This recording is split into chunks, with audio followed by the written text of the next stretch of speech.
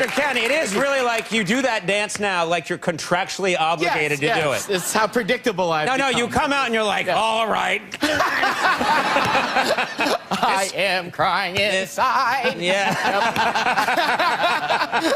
Nice to see you again. Great to see you. You know, I spend a lot of my time talking to showbiz folk. Yes. Which means I'm talking to people who, and I'm including myself and Andy in this, yeah. We don't really know anything or do anything. We have this one skill that we've like sort of attenuated over time, but other than that, but you are different in that you have been to medical school, you were a real doctor for quite a long time, and so I'm curious, does that knowledge that you have real skills, real abilities, give you confidence as a show business guy, as an actor? You know, it kind of does psychologically, because when you're acting, like, if you're among, like, legends like yourself, and it's so... Smart move, very smart move.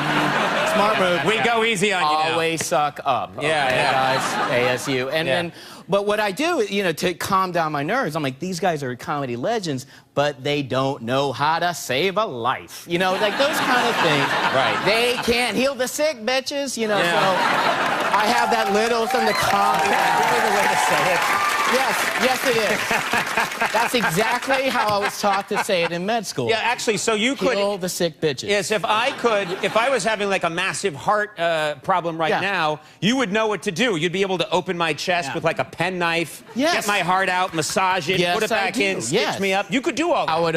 I would say to the nurse or nurse, there's no nurse around here. It would be Andy. Open that bitch up and then get me the boop, boop, whatever, coronary stent. Yeah. And let's sew this. Making that. Yeah. Can I curse? I don't know if I can say it. But you don't know if you can curse. Yes, of course you can.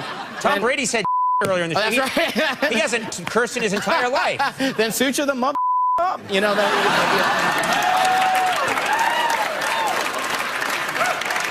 Dr. Ken! Sorry.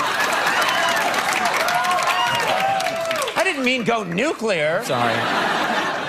Now, you're doing this season of Dr. Ken, you're doing more like medical stuff on the show. You're examining like real cases that might come up, is that right? Yeah, it's been a lot of fun, and I've been more active in the writing, and it's really cool. Like my wife and I, my wife's also a doctor, and we'll kind of come up with, we'll pitch story ideas like certain cases that, I don't know, that we did an episode that mimicked depression, and it turned out the patient had hypercalcemia, like high calcium levels in the blood, and it's just so much fun to put the audience to sleep with the story. But it's so much fun it's so much fun to really... I'm getting depressed just listening to it. No, but you know.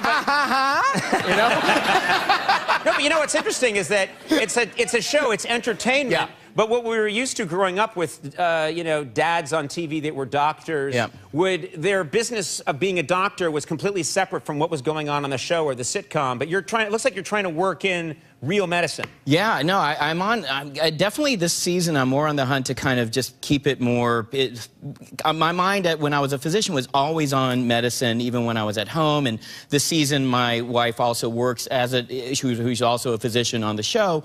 We work together, and that mimicked our real life. Me and my real life wife, we worked in the same HMO together. So all we do would talk shop 24/7 medicine. It was crazy and nerdy. It was one thing I didn't know about you is crazy and nerdy. By the way, that's my autobiography title. What I didn't know about you is that I thought you just got into comedy completely out of the blue. You know, later in the game, you did stand-up when you were in med school. Yeah, and I was curious, like, what kind of stand-up were you doing? What were you doing in your stand-up act? It was really bad. It was really very hacky, kind of like I would do like kind of one of my first jokes was like it was Johnny Carson in Korean, really bad hacky ethnic. You were doing an impression of Johnny Carson. Carson. It was like 20 years ago. Yeah. So Johnny Carson, the great legend, and you were doing him in Korean. If he was in Korean. If he was in Korean, and talking about like this is how dated it was, like John Wayne Bobbitt, the person whose wife Lorena had cut off his member. You know? That was a monologue joke I was doing 24 years ago, literally. Really? Kids, look it up on the internet. He was asleep. She chopped off his thing, and put it back on, but backwards. It's great. But that was my first stand-up joke. I'm not making this up. I literally would. It was so bad that it was like, Angashamnika. That's a really good Carson. John Wayne Bobbitt, Judgy Gobson. I like that.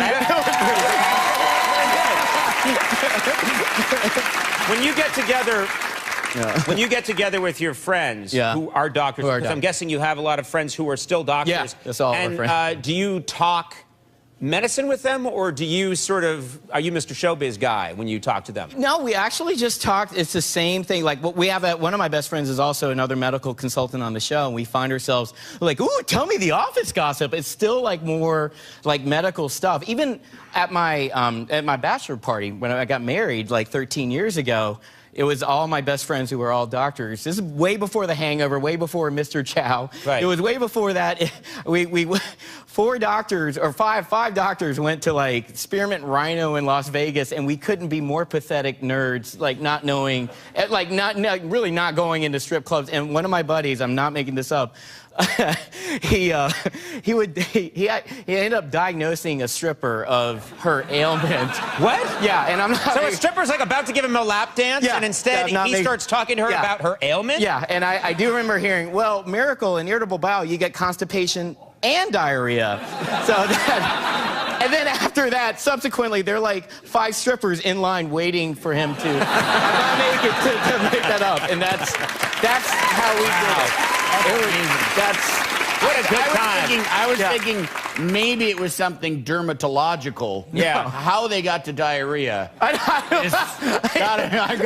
would be really interested to see how they got to that. Yeah, I don't know. All roads eventually lead to diarrhea. True. And with that, this bedtime story is over. Dr. Ken, congratulations on the show. Airs Fridays at 8:30 on ABC. Ken, thank you so much. Thank Always you. nice seeing you.